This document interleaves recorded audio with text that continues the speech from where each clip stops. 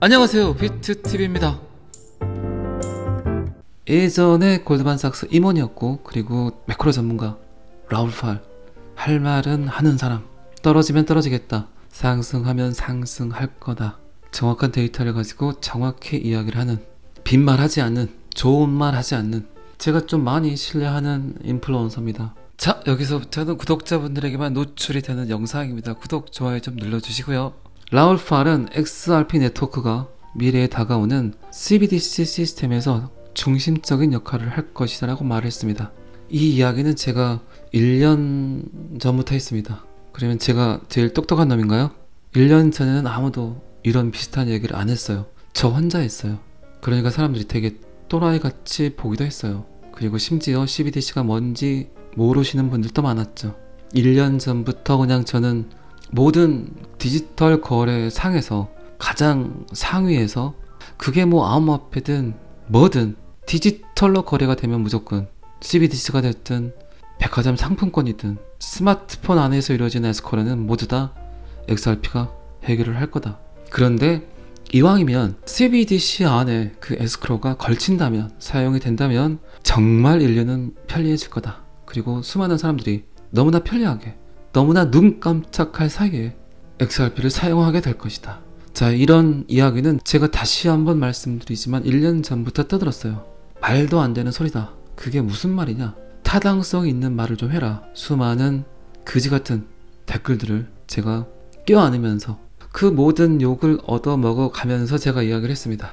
그런데 1년이 지나고 나니까 이제 수많은 곳에서 떠들고 있어요. 이렇게 CBDC에 대해서, 심지어 라울 팔까지 그런 이야기를 하고 있습니다. 어쨌든 CBDC 중에서도 결국 미국이 선택을 하게 될 것이다, 세계준비통화를 쓰게 될 것이다, 끊임없이 이야기를 드렸죠.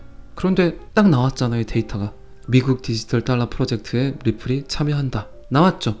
저도 깜짝 놀랐어요. 그 데이터를 딱 본 순간 제가 소름이 그냥 온몸에, 머리가 쭈삣쭈삣하고 정신이 바닥바닥 들고, 뭐야 이거, 진짜 내 뜻대로 되고 있네. 이건 뭐 어쨌든 제 영상을 꾸준하게 보신 분들은 부인할 수 없는, 그냥 쌩 까버리기엔 너무나 확실한 팩트죠. 그리고 그 데이터가 나온 뒤로 굉장히 많은 곳에서 이제 미국 CBDC에 관한 이야기를 합니다. 그리고 제가 이제 뭐 가장 끝점은 XRP는 $10,000다, 분명히 예측하고 이야기를 했습니다. 미국 디지털 달러 프로젝트를 예측해서 맞췄는데 $10,000는 틀릴까요? 그것도 어쩌면 맞을 수 있겠죠. 그렇죠. 어쨌든 지금 세계 경제는 제 생각대로, 사토시 나카모토의 생각대로 움직이고 있습니다. 비트코인 백서를 한 번쯤은 이해를 해보세요. 제가 항상 블록체인이 뭐예요, 암호화폐가 뭐예요, 이렇게 저한테 물어보는 사람들에게 그거부터 공부하고 물어보세요, 이렇게 이야기를 합니다. 그러면 100명 중에 99.9명은 머리 아파합니다. 그리고 알려고 하지 않습니다. 이게 어쩔 수 없는 현실입니다. 라울 팔이 과연 어떤 이야기를 했을까요? 리플에 대해서는 과거에 굉장히 이상한 이야기가 있었다. SEC와 지금 소송 중임에도 불구하고 리플은 실제로 상당히 중요한 역할을 한다는 것이다. 그것은 또한 돈이 움직이는 흐름에 대한 네트워크가 꽤 잘 작동한다. 그것은 전 세계의 글로벌 정부와 깊은 관계를 맺고 있다. 정말 열심히 일했다. 그리고 라울 팔은 CBDC를 기반으로 하는 글로벌 경제로 이동하는 경우 XRP 네트워크는 모든 것의 중심이 될 거라고 이야기를 했습니다. 디지털 안에서 이루어지는 모든 것의 중심. 제가 여러분들께 굉장히 여러 번 이야기했던 부분이에요. 이 부분은 라울 팔이 제 영상을 봤을까요? 따라서 법적 문제가 끝나면 체인의 가치가 크게 증가하고 세계가 중앙은행 디지털 통화로 이동함에 따라 XRP 네트워크가 그 중심 어딘가에 분명히 그 역할을 하고 있을 것이다. 그리고 다시 한번 말씀드리지만 그냥 XRP가 거래의 수단과 통화의 수단만으로 쓰인다면 그렇게 미래지향적이면서 엄청난 큰 가치를 갖고 있는 코인이 아니다 라고 이야기를 제가 드렸습니다. 그런데 XRP가 뭐를 하려고 하나요? 제가 한 50번은 이야기했던 이야기죠. 블록체인이 하려고 하는 모든 일을, 거래를 완성시킨 코인 하나가 그걸 다 해내려고 하잖아요. 그래서 대단한 코인이란 거예요. 엄청난 잠재력을 갖고 있는 코인. 디지털 화폐가 움직이는데 그 안에 모든, 전 세계 모든 사람들이 꼭 필요한 요소들을 그 돈 안에 다 넣어버릴 수 있다는 겁니다. 그래서 제가 자꾸 XRP 리플 하는 겁니다. 저는 일론 머스크가 이야기를 하면 좀 예민해지는 것 같아요. 민감해지는 것 같아요. 제가 거의 4년, 5년 넘게 비트코인 뉴스, 암호화폐 뉴스, 그리고 그 외에 블록체인에 관한 데이터를 많이 접했지만, 제가 지금까지 데이터를 본 느낌으로는 일론 머스크의 말이 가장 정확했던 것 같아요. 정확했다는 표현보다는 영향력이 컸던 것 같아요. 가장. 그리고 장난기가 굉장히 있죠. 그리고 관종이고, 그리고 툭툭 아무 말이나 뱉어버리는 것 같지만 그의 신호, 그의 시그널들은 항상 현실화가 되더라고요. 그냥 장난처럼 비트코인 이야기도 했고, 도지도 그랬고, 어떻게 보면 굉장히 가벼워 보이기도 하고 우스꽝스럽기도 하지만, 어쨌든 돈이 제일 많은 놈이라 일반 사람들이 볼 수 없는 눈을 갖고 있겠죠. 미래를 예측하는. 어쨌든 일론 머스크가 저랑 동갑인데, 이분이 어떤 말을 하게 되면 믿어야 될 것 같다는 생각을 합니다. 인플레이션, 하이퍼 인플레이션을 넘어서서 이제 디플레이션에 대해서 서서히 인플루언서들이 이야기를 하고 있습니다. 디플레이션은 인플레이션의 반대말이죠. 가격 상승이 아닌 가격 하락. 그건 뭐 경기 침체가 지속되면 돈을 쓰지 않기 때문에, 돈이 돌지 않기 때문에, 기업들이 물건을 만들지 않고 인원을 감축하고 사람들이 움직이지 않고 돈을 쓰지 않고 외식을 4번 할 걸 2번으로 줄이고 사고 싶은 물건이 있어도 사지 않기 때문에, 사람들이 이곳저곳 기웃거리지 않기 때문에 부동산 가격이든 주식이든 계속해서 하락을 한다는 거죠. 내가 건물이 있는데, 지금까지는 저물주 위에 건물 지었는데, 만약에 임대가 나가지 않는다면, 지금 뭐 여러 군데에서 그런 현상들이 벌어지고 있죠. 임대는 나가지 않는데 꼬박꼬박 세금은 내야 된다. 5층짜리 건물인데 1, 2층이 임대가 나가고 3, 4, 5층은 임대가 나가지 않는다. 그런데 요새 보니까 1, 2층도 빈 점포들이 굉장히 많이 생기고 있어요. 이러다 보면 지금 뭐 아파트 가격 떨어지는 것도 눈으로 보셨겠지만, 아파트뿐만 아니라 주택, 그리고 땅, 그리고 특히 위험한 게 상가 건물들이죠. 오롯이 자영업자들을 위한 공간, 임대업을 했던 분들, 잘못 갖고 있는 빌딩 하나, 잘못 보유한 건물 하나가 어쩌면 금리 압박에 시달려서 아주 강력한 스트레스를 줄 수도 있겠죠. 어쨌든 건물 하나를 오롯이 자기 자본으로 갖고 있는 사람들은 별로 없으니까요. 이런 현상들이 지속되다 보면 경기 침체 그 뒤에 따라오는 게 인플레이션보다 거의 10,000배는 무서운 디플레이션. 일본이 한번 부동산 버블 겪었죠.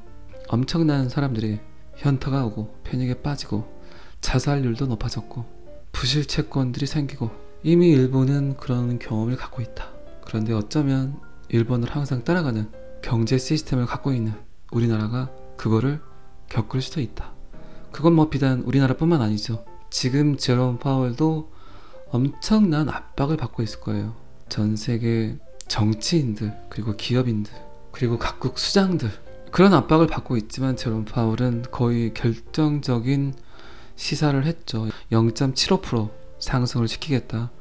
9월 20일, 9월 21일. 스트레스는 받지만 인플레이션을 막아야 되겠다. 어떻게든. 미국의 장난질은 제가 영상에서 여러 번 이야기를 드렸죠. 그들이 싼 똥을 그냥 또 전 세계 사람들이 뼈와 살을 깎아가면서 피를 토하면서 돈을 벌어서, 이자는 내는 것 같지만 결국 그 이자라는 돈은 미국을 위한 돈이다. 그들이 싼 똥 우리가 치우고 있다. 자, 이런 것들이 지속되게 되면 어쨌든 달러에 대한 신뢰가 떨어지겠죠.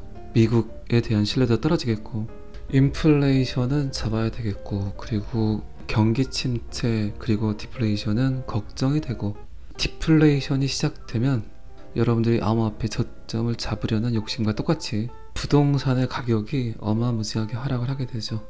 계속해서 하락을 하기 때문에 사람들은 매매를 꺼려하고, 그렇게 되면 지금 전세계 부동산 시총이 어마어마하게 사라지죠. 암호화폐 시총이 3조 달러에서 지금 1조 달러 정도밖에 안 되니까 2조 달러가 사라지는 거와는 상상할 수 없는 금액들이 순삭돼 버리죠. 이런 데이터들, 이런 중요 정보를 잘 알고 있는 사람들은, 제 생각에는 그래요. 제가 부동산이 하락하겠다는 이야기를 작년 3, 4월 정도부터 했으니까 그때 팔았겠죠. 많은 사람들은. 감지를 했다면, 이해를 했다면. 그런데 작년 3월 4월 내놨던 물건들이 작년 말쯤 팔리지 않았을까요? 그리고 이제 올해 들어서 조금씩 그런 기미를 보였고, 어쨌든 시장의 데이터들은 굉장히 많은 생각을 하게 해요. 그게 뭐 암호화폐뿐만 아니라 주식이든 부동산이든. 작년에 제가 아직도 기억나는 게 카카오뱅크 상장했을 때 한 달 만에 전체 임원들의 주식을 다 던져버렸죠. 그들이.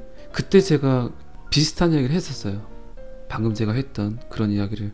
이들은 어쩌면 주식이 하락할 거라는 어떤 그런 데이터, 정보를 먼저 알았겠죠. 돈 앞에는 명예 같은 건 아무짝에도 쓸모없죠. 그렇죠. 카카오뱅크의 주식을 사려고 그 개미들은 엄청난 노력들을 했고 돈을 투자를 했는데, 결국 카카오뱅크의 임원들은 상장을 시키고 충분히 고점에 있다고 생각을 했을 때 다 던져버렸죠. 이렇게 시장의 원리를 빨리 이해하는 사람들, 미래를 조금은 내다보는 사람들은 빨리빨리 액션을 취합니다. 그런데 일반 투자자들, 소시민들, 개미들은 그런 데이터를 들어도 선뜻 판단을 하고 움직이기가 굉장히 힘들다는 거죠. 뭐 그건 어쩔 수 없는 거예요. 여러분들이 뭐 엄청난 돈을 가지고 시장을 움직이는 그런 사람들이 아니기 때문에. 어쨌든 저도 약간 걱정을 하는 건 디플레이션. 그런데 드디어 일론 머스크가 연준의 금리 인상이 지속되면, 지금 3번 남았죠. 9월, 11월, 12월 0.75, 0.75, 0.75만 때려도 아마도 우리나라도 거의 300만 명, 400만 명 가까운 사람들이 급여를 받던 사업을 하던 사람이 생계를 유지할 수 있는 가장 작은 돈을 제외하고 나머지 돈들은 다 어디로 갈까요? 은행으로 간다는 얘기죠. 그런데 심지어 이제는 0.75를 3번 때리면 최저 생계비까지 위협을 받는다는 겁니다. 그렇게 되면 어쨌든 좋지 않은 생각이고 좋지 않은 이야기지만 자살률도 높아지고 우울증 환자들도 많이 생기고, 그거는 이제 당사자뿐만 아니죠. 당사자를 바라보는 어떤 가족들, 그러니까 파급력이 크다는 거예요. 그만큼 계속해서 제롬 파월이 이런 장난질을 하게 되면 코로나 때문에 니네들이 뿌렸던 돈들을 왜 전 세계 각국 시민들이, 사람들이 피와 땀을 흘려가면서 벌었던 돈들로 그거를 메꾸려고 하냐, 이런 생각을 하는, 이런 말을 하는 공중파 뉴스는 없죠. 어쨌든 신뢰할 수 있는 제3자라고 생각하는 미 연준 제롬 파월 의장, 그가 그렇게 한다면 그게 맞겠지라고만 생각을 하겠죠. 그런데 이렇게 지 하고 싶은 말 다 하고 지 하고 싶은 거 다 하는 놈이 떠들고 있잖아요. 장난스럽게, 개그스럽게. 어쨌든 일론 머스크는 디플레이션 위험에 처해 있다고 경고를 했습니다. 디플레이션이 뭔지, 어떤 경제가 펼쳐질 건지 잘 이해하지 못하는 분들은 이런 이야기가 나와도 그냥 수수방관하겠죠. 어쩌면 앞으로 짧게는 3개월, 6개월, 1년 뒤에 세계 경제가 어떻게 펼쳐질지는 조금은 예측할 수 있겠죠. 일론 머스크가 이야기하는 디플레이션의 위험은 어떤 표시로 예측을 했을까요? 금과 구리 같은 주요 인플레이션 지표가 그거를 예측하게 해준다는 거죠. 그리고 이 짧은 글은, 트위터의 글은 8만 번의 좋아요를 받았고 7만 번에 걸쳐서 떠들어간 사람들이 그 글을 퍼날랐다고 합니다. 여러분들 혹시 제 영상을 복사를 해서 다른 분에게 전달을 할 수도 있겠죠. 그런 행위를 했다는 겁니다, 한마디로. 그리고 이 트윗 댓글에 비트코인을 굉장히 싫어하는 피터 십은 머스크에게 이런 말을 했습니다. 초인플레이션의 위험이 있다. 더 높은 부채 상환 비용, 심각한 경기 침체, 폭발적인 연방 재정 적자. 제가 여러분들께 끊임없이 지속적으로 이야기했던 내용이죠. 그리고 자산 가격 폭락은 어쩌면 2008년보다 더 심각한 금융위기를 초래할 것이다. 비트코인의 개발자 사토시 나카모토가 예측을 했던 데이터들이 계속 나오고 있죠. 2009년 1월 첫 번째 블록체인이 생성이 됐고 그 보상으로 비트코인 50개가 지급이 됐지만 결국 그 블록에 대한 철학은 그거였죠. 2008년 금융위기를 겪고 나서 이 상태로 지금의 금융 시스템을 유지하고 가지고 간다면 또다시 두 번째 구제 금융을 해줘야 될 날이 올 거다. 나는 그게 싫다. 그렇기 때문에 나는 준비할 거다. 은행, 금융기관을 거치지 않고 내가 갖고 있는 자산을 디지털 안에서 중재자 없는 거래를 할 수 있는, 은행이 필요 없는, 금융기관이 필요 없는 그 시스템을 개발하겠다. 그게 비트코인이다. 이게 이제 사토시 나카모토의 비트코인 철학이죠. 그런데 지금 비트코인을 굉장히 싫어하는 피터10이 사토시 나카모토의 철학과 똑같은 이야기를 합니다. 그리고 그는 코비드 19 때문에 연준이 대규모 양적 완화, 돈을 그냥 복사해버렸죠. 프린팅 해버렸죠. 헬리콥터 프로펠러 안에 돈을 넣고 뿌려버렸죠. 그런 양적 완화로 달러를 약세시키고 소비자 물가를 치솟게 할 것이다. 그리고 따라오는 건 어쨌든 이제 경기 침체 그리고 디플레이션 시나리오가 써지겠죠. 일론 머스크가 트위터에 글을 올리게 되면 이놈 저놈 정치인이고 기업인이고 투자자고 아주 그냥 많은 분들이 댓글을 달고 그의 생각에 공감을 한다거나 아니면 반대 글을 씁니다. 그만큼 제가 일론 머스크의 말을 예민하게 받아들이는 것과 똑같이 전 세계 수많은 영향력 있는 사람들이 일론 머스크의 말을 귀 기울이고 있습니다. 어쨌든 마지막으로 일론 머스크는 지난 8월 인플레이션이 정점에 이르렀고 빠르게 이제 디플레이션이 시작하게 될 것이다 라고 이야기를 했습니다. 그리고 그는 18개월 동안 경기 침체를 겪을 거라고 예측을 했습니다. 18개월이면 약간 발음이 좋지 않죠. 18개월이 아니라 1년 6개월로 하겠습니다. 오늘도 즐거운 하루, 원화책을 열심히 하시고 잘 버티시기 바랍니다. 저는 항상 여러분들의 성공 투자를 기원합니다. 오늘은 여기까지 하겠습니다. 구독과 좋아요는 항상 저를 너무너무 힘나게 합니다. 감사합니다. 비트TV였습니다.